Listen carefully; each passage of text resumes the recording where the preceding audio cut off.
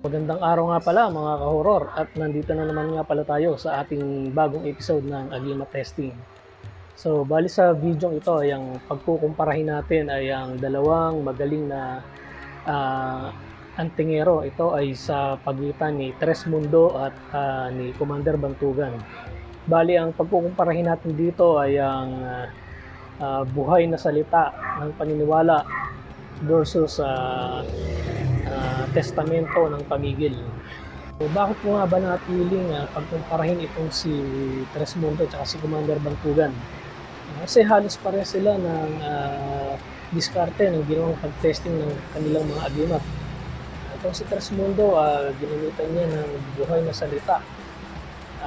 Yung pag-testing niya ng agimat na kung saan napigil nitong makakalabit yung baril. Si Commander Bantugan naman ay ginamitan niya ng testamento ng pamigil na kung saan makakalabit niya yung baril pero hindi puputok o mababaliwala yung bala nito. So tara mga ka-horror, at sabay-sabay natin panoorin ang kanilang mga video. Bali sa unang video ay ang video ni Commander Bantugan, at dito nga ipapakita niya ang dalawang agimat na ginawa ng kanyang mga kasamahan. Itong agimat na to ay may kakayanan na pumigil ng bala. Bali itong dalawang agimat nga pala na to na gawa ng kanyang mga kasamahan ay hindi pa kargado ng dasal ni Commander Bantugan. Bali dito may ine-explain siya dun sa mga kasamahan niya na puputukan nila itong dalawang agimat na to kapag yung baril ay hindi pumutok. Ibig sabihin tigil na. Ibig sabihin yung ginawa ng mga kasamahan niya ay may bisa at hindi na kailangan pang kargahan ni Commander Bantugan. Ngunit kapag ito ay pinutukan ay tuloy ang testingan. So tara mga ka-horror, at panoorin natin ang kanilang gagawing pag-testing ng agimat. Huwag mong patataban muna ha. Okay. Pinutukan. Ibig sabihin kulang pa ito. So itong kabila, Loy. Kaya na kay G. Ikaw. Napatamaan mo na ako. Hindi, yung board lang. Board lang para hindi masira kagad yung ano. Titignan kung puputukan. Okay, so pinutukan, ibig sabihin kulang pa. So ngayon,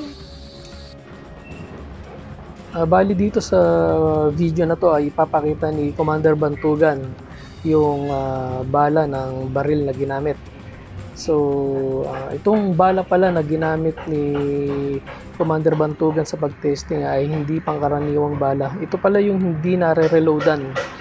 Bali hindi ito yung katulad ng ibang bala na kapag ka naiputok mo na, kukunin mo yung basyo. Tapos pwede mo siyang reloadan at gamitin ulit sa firing. Ito hindi. Basta pumutok, wala na. So yan, pinapakita ni Commander Bantugan. Base rin yan dun sa nagbabantay dito sa firing range. Yan, yung taong kausap niya ngayon. hawakan mo to. Yan. So, yan ito. So, hawakan mo. Dito, halika. May bala pa tayo. Ayan.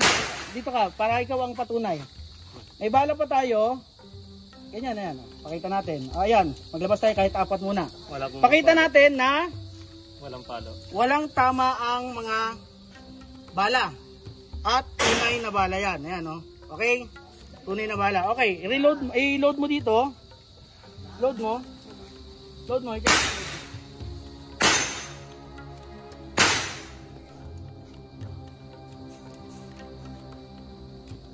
Okay? So, ilalagay natin sa magazine. Hawakan mo. Huwag mo muna ikakasa. Dadasalan ko muna. Titignan ko kung kakarga. Kasi testamento ko yan eh. Na hindi nila napagana kasi isang araw lang. So, ako muna ano. Kita mo, wag kang lalayo dito. Kasi gusto ko hindi nakikita nila na hindi natin pinapalitan yung bala. Pakita mo ulit yung bala para sigurado. Oh. Kita ba? Buo. Okay? Hindi na reload yan. Wag mo na. Ayan, diyan ka lang ha. Okay. Bali sa pagkakataong ito ay dinadasala na nga ni Commander Bantugan yung agimat na ginawa ng kanyang kasamahan. Dito kinakargahan niya ito ng dasal. Kasi nga nung unang tinesting ay pumutok yung barel. Actually hindi naman nila pinatamaan doon lang sa may karton, pero ibig sabihin pumutok yung barel. So ibig sabihin kulang pa yung dasal. At dito nga ay kinargahan na ni Commander Bantugan itong dalawang agimat, at ngayon nga ay gagawin na ang pagtesting. Tara, panoorin natin mga ka-horror. Bala ang ginamit natin. Putukan mo. Putukan mo. Yes, may message ka. Isa. Kasa. Pakin na boss, iba yun Isa pa. Isa pa. Ayun pa. Okay, tatlo na. Kasa, dito naman tayo sa kabila. Okay na. Tatlo na. Ayun pa pala Dito to. tayo. Sige. May cheat code, no? Ano isa? Isa. Isa pa. Isa pa. Oh, isa pa. Oh, tatlo na, baba. Wag mong wawala ito sa ano, ha? So may load 'yan. Hindi pumutok, tanggalin natin 'to. Kanino 'to? Sa akin yan. Ito kayo. Ito kay Dan. Wag mong iwawala sa camera ito. Oh, yung hindi pumutok, tanggalin mo na. Tanggalin mo na. Oh, putok. Putok.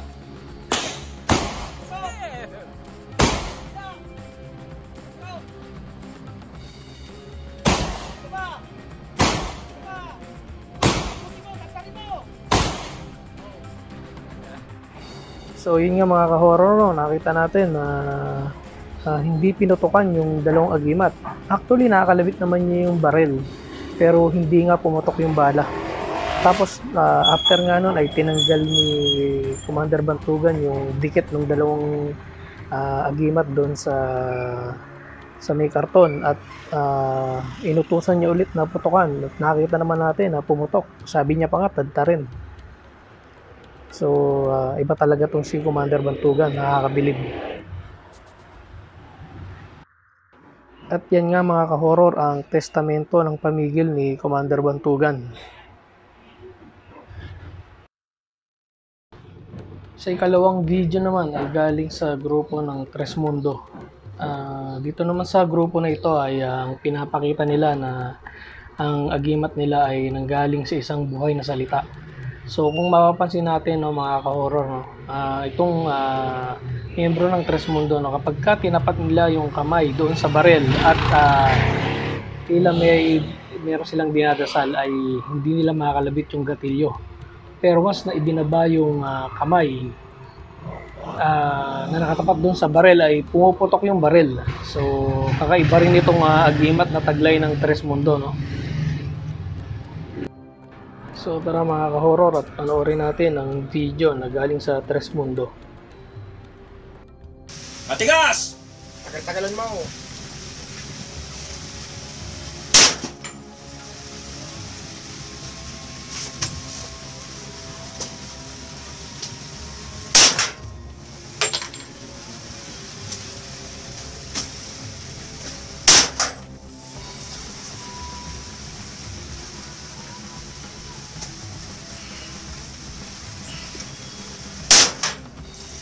Wait, sige, ilagay mo na.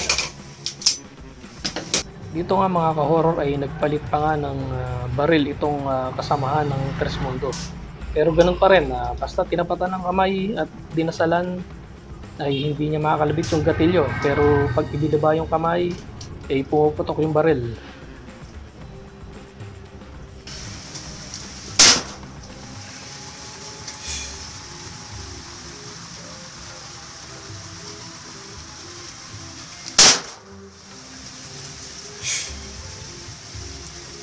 Release.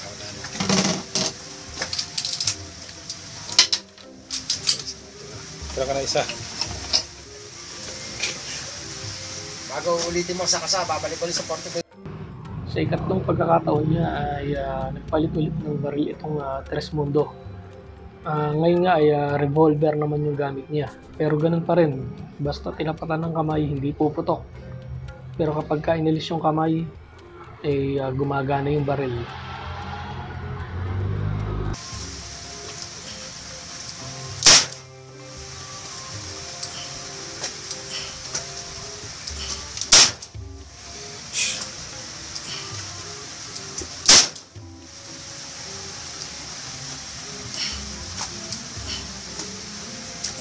gas!